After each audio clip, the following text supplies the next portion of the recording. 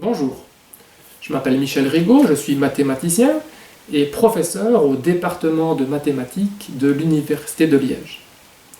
Alors d'habitude, lorsque nous ne sommes pas en période de confinement, je me déplace régulièrement dans les écoles secondaires pour y faire des exposés, pour montrer que les mathématiques peuvent être amusantes, intéressantes, voire passionnantes.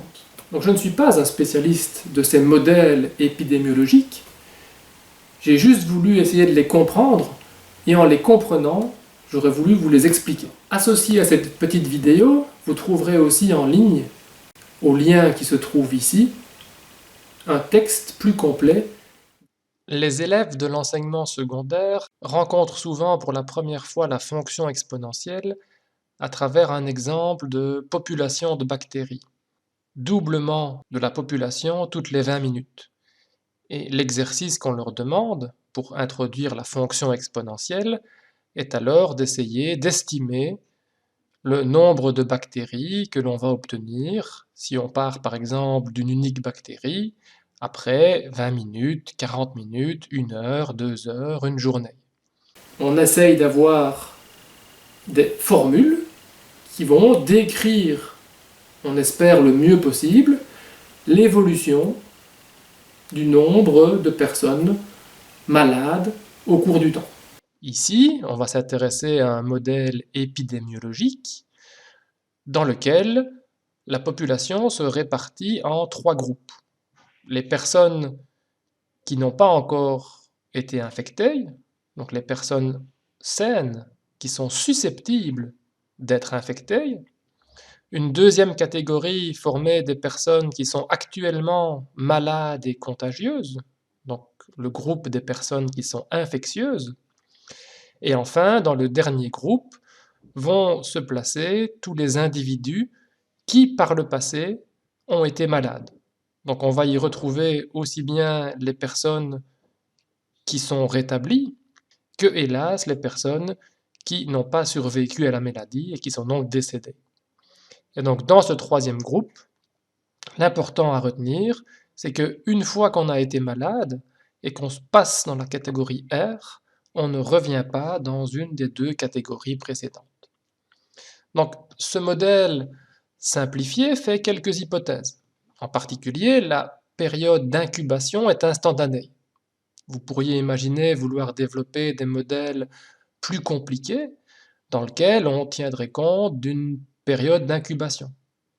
On va aussi supposer que le temps pendant lequel une personne est malade correspond exactement au temps pendant lequel cette personne est infectieuse. Alors qu'on sait que pour de nombreuses maladies, ces 2 périodes peuvent différer.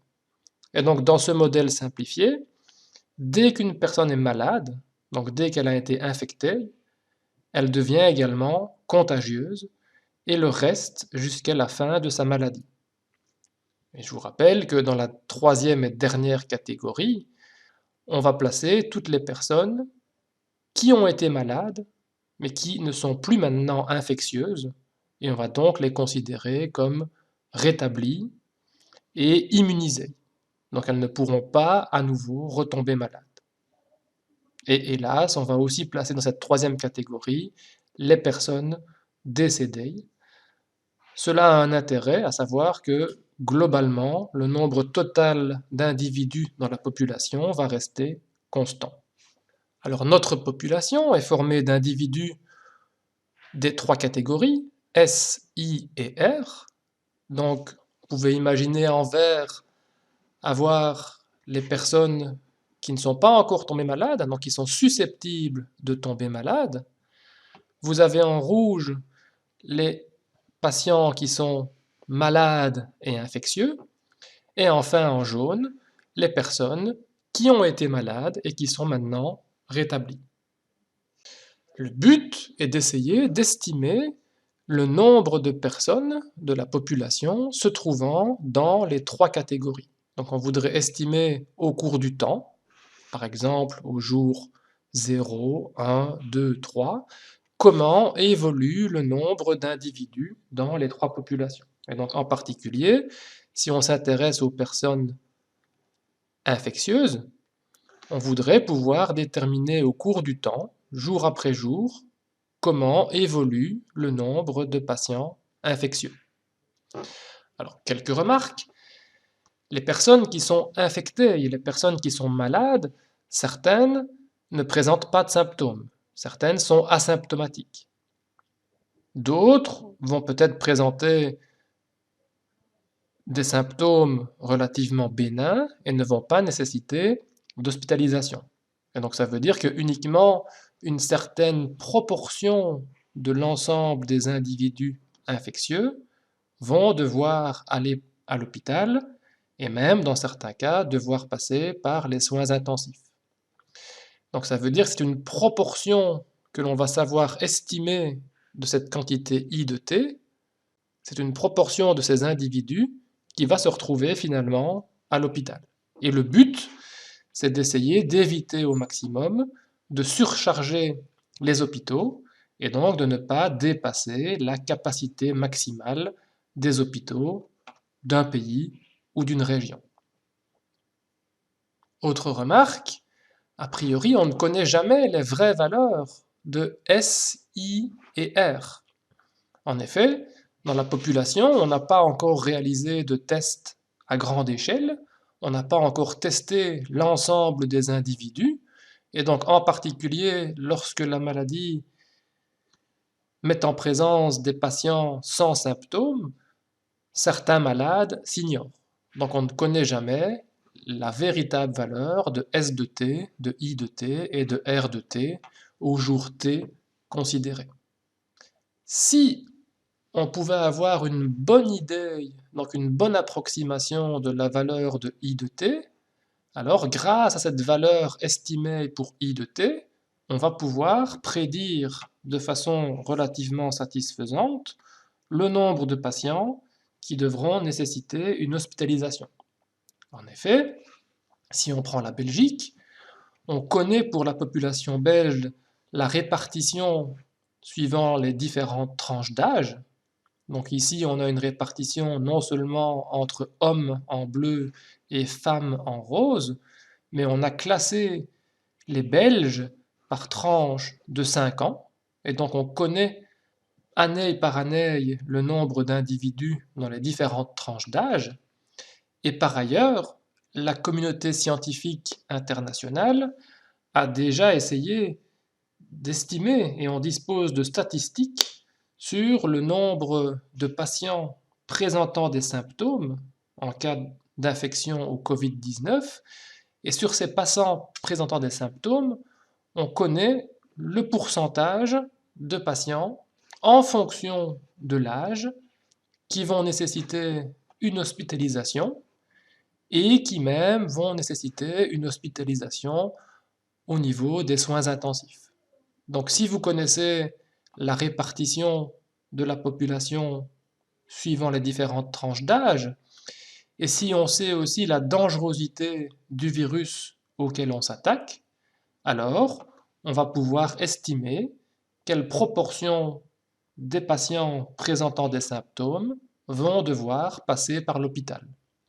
Et donc imaginez que, ayant fait ce calcul pour la population belge, si on peut estimer que par exemple 7% des malades souffrant du Covid-19 vont devoir être hospitalisés, alors le but, c'est d'avoir qu'un nombre total de personnes infectieuses au jour T, si on en prend 7% de ce nombre total, eh bien cette quantité doit ne pas dépasser la capacité des hôpitaux. Plutôt que de regarder la valeur, disons, de I de T jour après jour, voici ici un exemple, imaginez qu'au jour 0, on avait 2 personnes infectées, puis 4 le lendemain, 6 au jour T égale 2, 9 au jour T égale 3, et ainsi de suite. En fait, il est équivalent de considérer ce qu'on appelle les différences premières. On va avoir exactement la même information. Donc, qu'est-ce que c'est que la différence première? Eh bien, delta I de T, c'est simplement la différence entre le nombre de personnes infectées au jour t plus 1 par rapport au nombre de personnes infectées au jour t. Donc imaginez que vous avez un escalier avec les marches de l'escalier, eh bien cette quantité delta t vous donne précisément la hauteur des marches de l'escalier. Alors on peut tout aussi bien vouloir compter le nombre d'individus dans les différentes catégories, mais c'est équivalent de regarder les proportions d'individus dans les trois catégories. Donc si je note par grand S, par exemple au jour 5, le nombre de personnes saines et susceptibles de tomber malades au jour t égale 5, on notera par petit s la proportion de ces mêmes personnes au sein de la population. Donc si vous avez un effectif total de 200 individus qui se répartissent avec 2 individus infectés, 38 individus rétablis et le reste de la population, à savoir 160 personnes qui n'ont pas encore été infectées, eh bien effectivement, si vous sommez les trois catégories, vous retombez sur le total du nombre d'individus dans la population. Et maintenant, en termes de pourcentage, 160 personnes parmi 200 représentent 80% de la population. 2 personnes infectées parmi 200, si on divise 2 par 200, on arrive à 1%. Donc parler du nombre d'individus ou parler des proportions des trois catégories, c'est quelque chose qui est complètement équivalent. Et vous passez de l'un à l'autre simplement en divisant par l'effectif global. Donc, typiquement, un modèle dépend de paramètres. En fonction de la valeur de ces paramètres, les prédictions du modèle vont être différentes. Donc il est souvent important de pouvoir estimer au mieux la valeur de ces paramètres pour avoir les prédictions qui seront après les plus précises possibles. Et dans le modèle CIR, le premier de ces paramètres, il y en a en fait deux, c'est le paramètre bêta. Le taux de transmission moyen de la maladie, on peut l'expliquer grâce à deux facteurs, M et P. M, c'est le nombre moyen de contacts quotidiens au sein de la population. Donc il faut bien comprendre qu'on ne se place pas au niveau d'un unique individu, parce qu'on peut très bien avoir des personnes isolées qui vont avoir très peu de contact avec l'extérieur, ou au contraire un écolier qui va avoir de nombreux contacts au cours de sa journée, que ce soit à l'école, puis le soir au sport ou avec sa famille. Et donc ce qu'on va regarder, c'est plutôt au niveau d'une population, quel est le nombre moyen de contacts quotidiens pour un individu quelconque. Et le deuxième facteur, P, correspond à la probabilité de tomber malade. Ce n'est pas parce que vous rencontrez une personne qui est infectieuse que vous allez à 100% de chance, j'ai envie de dire, tomber malade. Il y a quand même un pourcentage de chance qui vous permettrait d'éviter la maladie. Et en particulier, la probabilité de tomber malade sera d'autant plus faible que vous prenez des précautions importantes. Et donc si on fait le produit des deux quantités, on va définir cette valeur bêta, le taux moyen de transmission de la maladie. Alors pour bien comprendre, voilà un premier exemple. Donc imaginez, j'ai fait ici un zoom sur une toute petite partie de la population. On retrouve ici en rouge une personne infectieuse. Et imaginez, pour fixer les idées, que le nombre moyen de contacts quotidiens est égal à 8. Donc, cette personne infectieuse, imaginez qu'elle rencontre exactement 8 autres personnes. Et aussi pour fixer les idées, en cas de contact entre une personne infectieuse et une autre personne, la probabilité de contracter la maladie est de 50%, de 1,5. Et enfin, petit s, souvenez-vous, c'est la proportion de personnes susceptibles de tomber malades, ce sont les personnes saines dans la population. Imaginez que 3/4 de la population sont des personnes susceptibles de tomber malades. Sur ma petite animation ici, vous voyez que parmi les 8 personnes qui se trouvent autour de la personne infectieuse, 3/4 sont des personnes saines. Vous avez 2 personnes en jaune, donc de la catégorie R, et vous avez 6 personnes en vert. Donc on a bien, sur cet exemple, exactement 3/4 de la population dans S, qui correspond à la valeur que j'ai choisi de prendre ici. Maintenant, question, la personne infectieuse qui se trouve ici, combien va-t-elle contaminer de personnes? Et donc, au point de vue de la population tout entière, on s'intéresse au nombre moyen de contamination par une personne infectieuse. Eh bien, ce nombre va être le produit de M, P et S de T. En effet, la personne infectieuse a en moyenne rencontré les 8 personnes qui se trouvent ici. Chaque contact donne une proba de 1,5 de contracter la maladie, mais il faut bien se rendre compte que parmi les 8 contacts, tous ne sont pas potentiellement dangereux. En effet, uniquement 3/4 de la population est susceptible de tomber malade. Les personnes de la catégorie R sont déjà immunisées, donc elles ne peuvent pas retomber malades une deuxième fois. Et donc le calcul donne ici 8 fois 1,5 fois 3/4, à savoir, on va avoir en moyenne 3 personnes infectées. Alors pour bien comprendre, voici un deuxième exemple. Je garde encore une fois les deux mêmes valeurs pour M et P. M vaut 8 et P vaut toujours 1,5. Donc le coefficient bêta reste égal à 4.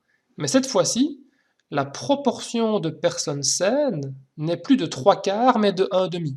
Et donc vous voyez que ma personne infectieuse qui se trouve ici est entourée, encore une fois, de 8 individus, mais parmi ces 8 individus, seule la moitié sont dans la catégorie S. Vous voyez, il y a 4 petits bonshommes verts.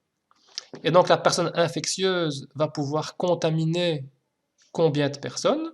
En moyenne, encore une fois. Eh bien, si vous regardez, elle a 8 contacts, chacun avec une proba de 1,5 de donner la maladie, mais parmi ces contacts, seule la moitié d'entre eux va se faire avec des personnes susceptibles d'attraper la maladie, et donc cette fois-ci, la personne contagieuse va contaminer, en moyenne, encore une fois, il faut se placer au niveau de la population, elle va en moyenne contaminer 2 personnes. Donc on vient de voir ensemble que bêta fois petit s de t représente le nombre de personnes en moyenne infectées le jour t par une personne infectieuse. Oui, mais la population compte globalement grand I de t personnes infectieuses. Et donc on arrive maintenant à la première équation du modèle, qui j'espère ne va pas vous paraître trop difficile. Comment va évoluer le nombre de personnes saines?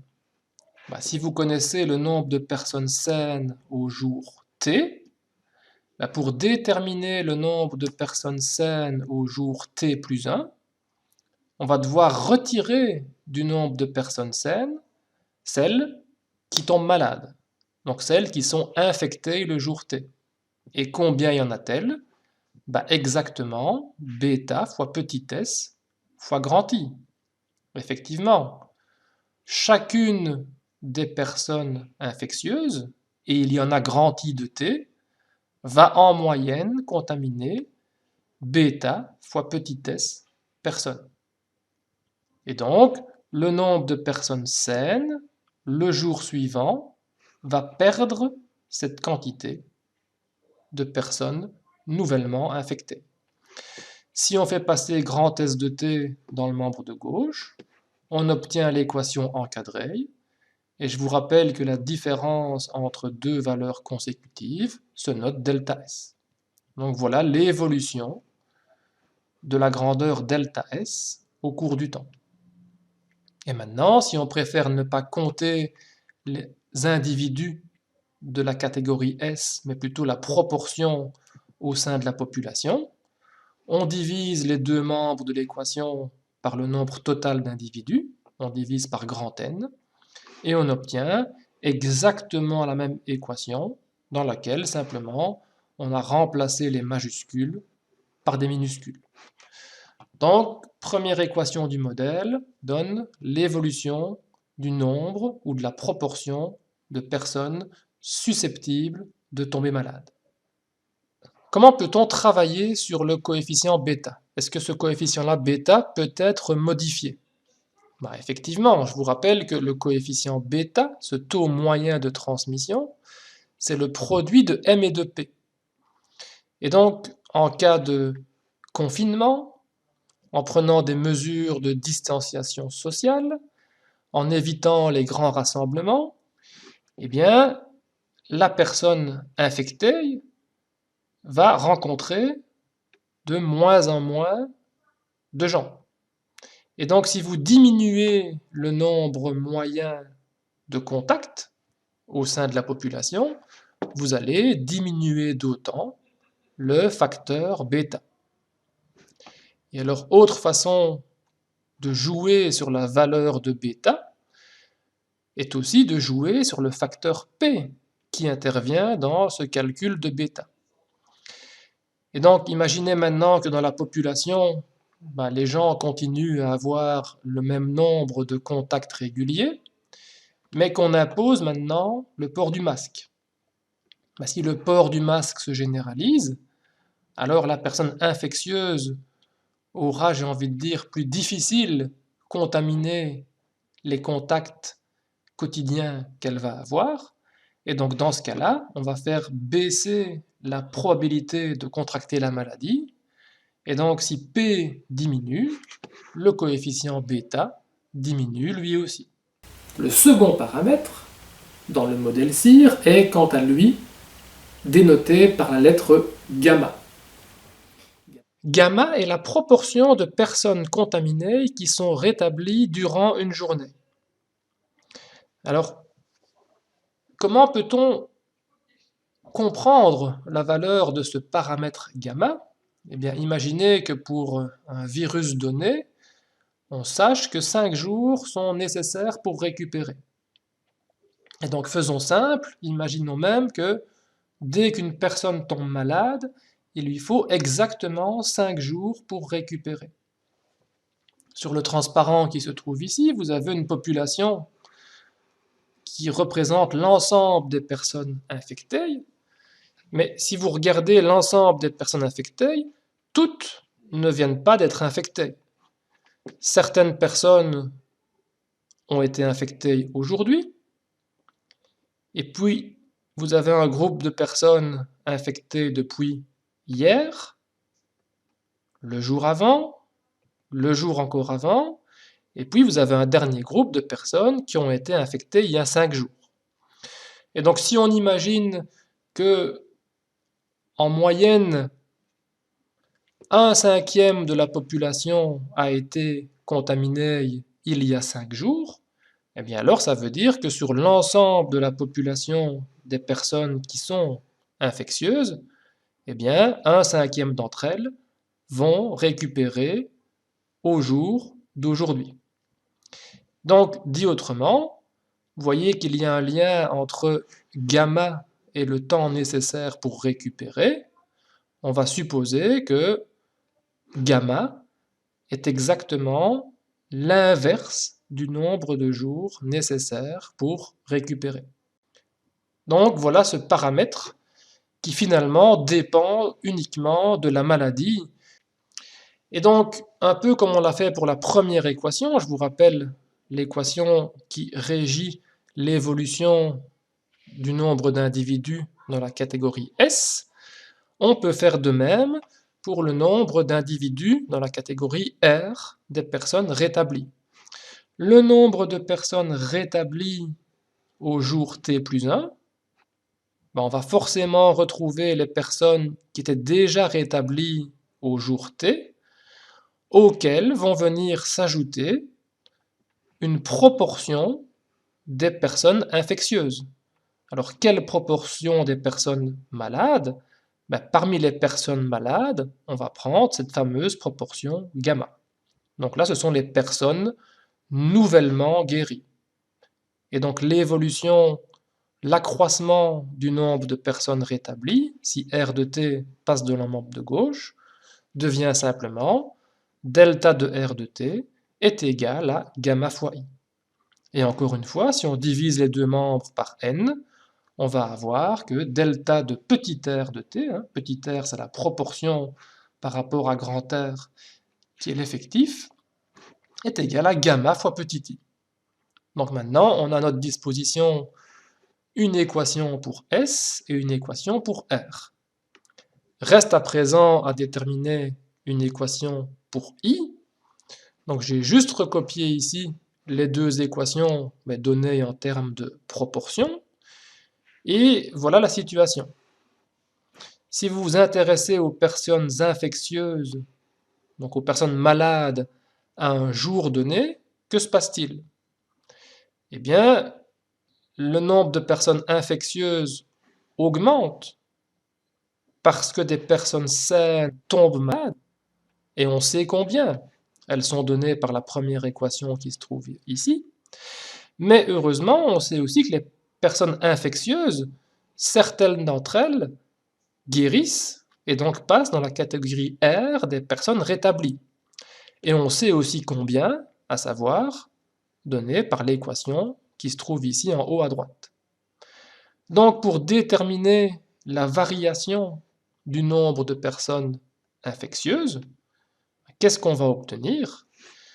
Cette variation est donnée par I de t plus 1 moins I de t, et donc à savoir, on a un gain donné par les personnes saines qui viennent d'être infectées, et on perd les personnes qui étaient infectées, mais qui sont rétablies. Et donc maintenant, on a un système de 3 équations qui permet de voir l'évolution des populations dans S, I et R au cours du temps. Et ces équations font intervenir les paramètres bêta et gamma. Alors, je vous ai présenté un modèle à temps discret. On a regardé l'évolution des fonctions S, I et R jour après jour. Par exemple, on voulait compter le nombre de personnes infectées le jour 1, le jour 2, le jour 3, et ainsi de suite. Mais vous pourriez aussi vouloir travailler sur un intervalle de temps plus court. Plutôt que de prendre la journée, prendre la demi-journée, prendre 1 heure, voire prendre 1 seconde ou 1 millième de seconde. Et donc si l'intervalle de temps que l'on considère devient de plus en plus court, eh bien plutôt que de remplacer ce comptage jour après jour, on va alors travailler avec des fonctions définies sur R, donc avoir des fonctions que l'on espère être continues ou dérivables même. Et donc, sous des hypothèses suffisamment larges, on va remplacer les équations discrètes, donc à des pas d'une journée, par des équations faisant intervenir des fonctions dérivables. Et donc le système d'équations que l'on va alors obtenir, si vous regardez différents sites web ou la littérature sur le sujet, vont être des systèmes d'équations différentielles. On va avoir des fonctions et leurs dérivés. Et maintenant que nous avons un modèle, qu'est-ce qu'on doit faire? On doit passer à la programmation. Et donc si j'encode les différentes équations dans mon ordinateur, eh bien assez facilement, ma machine va pouvoir me calculer une solution. Et donc si j'introduis ce programme et que je demande à mon ordinateur d'afficher l'évolution au cours du temps des 3 grandeurs S, I et T, vous voyez qu'au départ, j'ai supposé qu'1 millionième de la population était infectée, j'ai pris un coefficient bêta égale à 1,5 et gamma égale à 1/7. Et les trois courbes qui sont ici représentent en bleu la proportion des individus se trouvant de la catégorie S. On avait presque 100% d'individus sains et on voit qu'au cours du temps, cette proportion diminue. Vous avez en orange la courbe la plus importante pour les décideurs politiques, à savoir quelle est la proportion de la population qui est infectée à un moment donné. Pourquoi est-ce la plus importante? Parce que je vous rappelle que c'est une proportion que l'on peut prédire de cette courbe qui devra nécessiter des soins importants en termes d'hospitalisation. Et donc on voit qu'à un moment donné, cette courbe va effectivement atteindre un pic qui, sur mon exemple chiffré ici, est de l'ordre de 40%. Et puis alors, en troisième courbe, la courbe verte, elle représente la proportion d'individus dans la catégorie R. Et donc effectivement, elle aussi, au cours du temps, elle va augmenter pour finalement revenir, elle aussi, à une valeur proche des 100%. Effectivement, n'importe quel jour, la somme des trois grandeurs doit toujours rendre 1.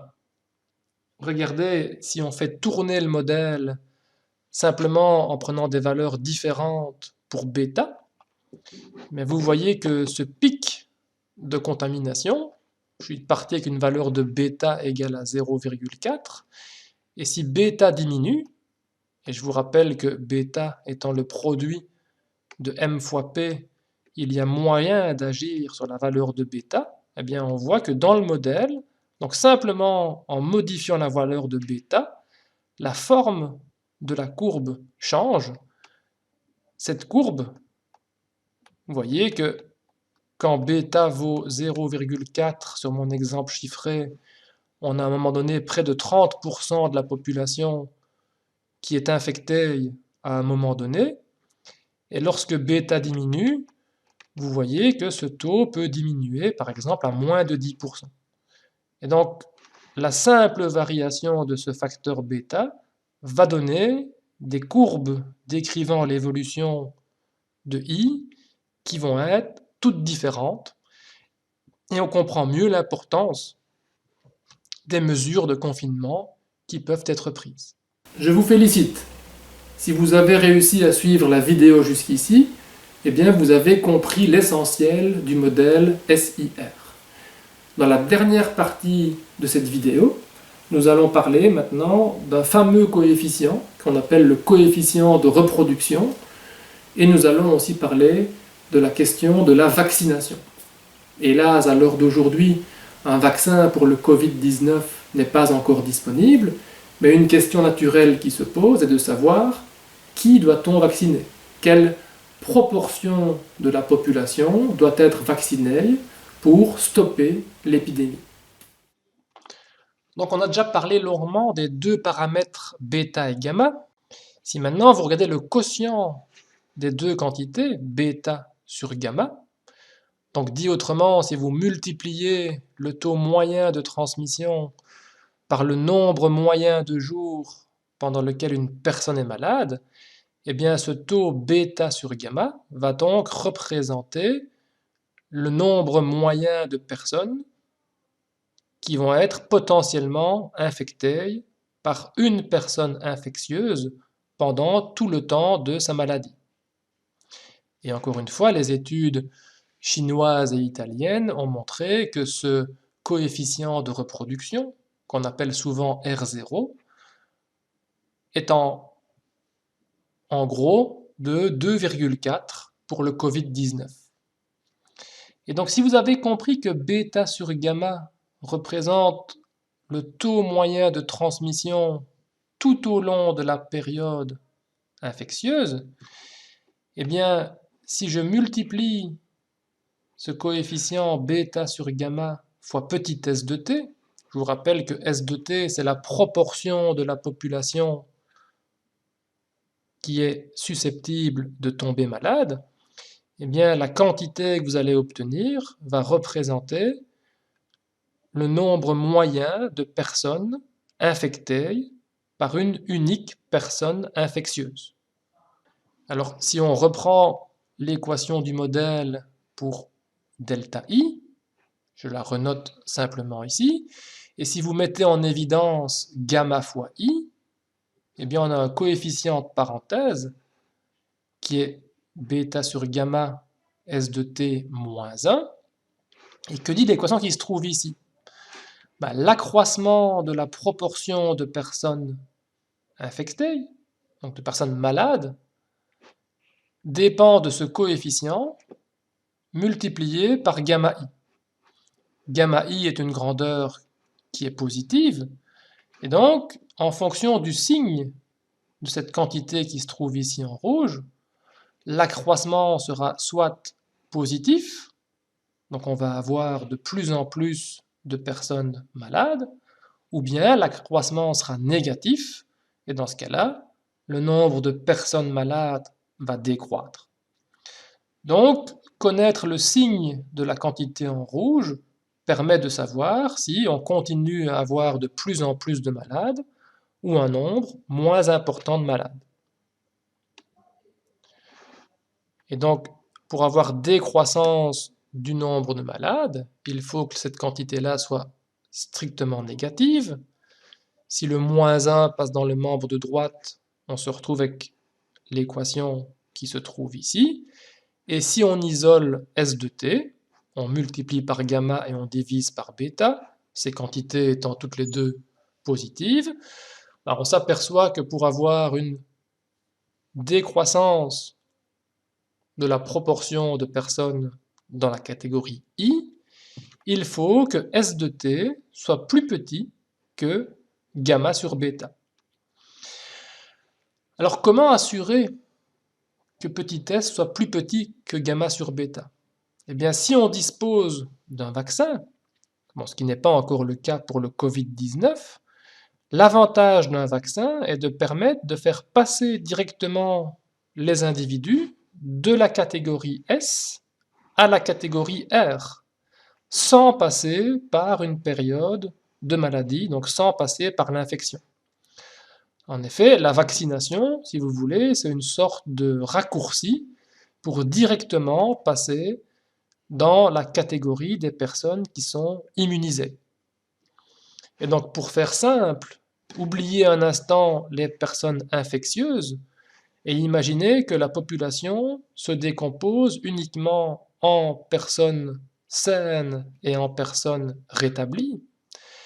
Et donc, si on veut que le pourcentage de la population se trouvant dans S ne dépasse pas gamma sur bêta, eh bien alors, il faut que la proportion de la population se trouvant dans l'autre catégorie, dans la catégorie R, soit au moins égale à 1 moins gamma sur bêta. Exemple chiffré, imaginez que vous disiez, tiens, il faut moins de 20% de la population dans S, traduction, il faudra au moins 80% de la population dans R. Et donc, si la vaccination est efficace à 100%, cela signifie que on va vacciner les personnes de S pour les transférer dans R, et donc il faudra vacciner au moins cette quantité d'individus. Mais je vous rappelle que bêta sur gamma, c'est ce qu'on a appelé le coefficient de reproduction.